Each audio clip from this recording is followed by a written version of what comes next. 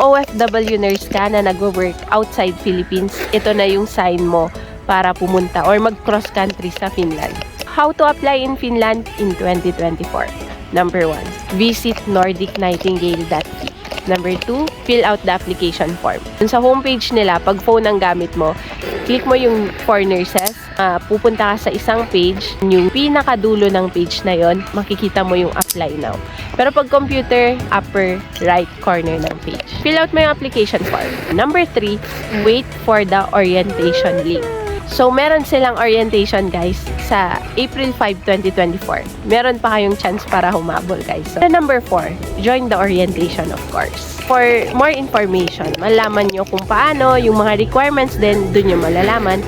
And you have a chance to ask them also. The number 5, interview na. That's it, guys. That's how you can apply to Finland in 2024.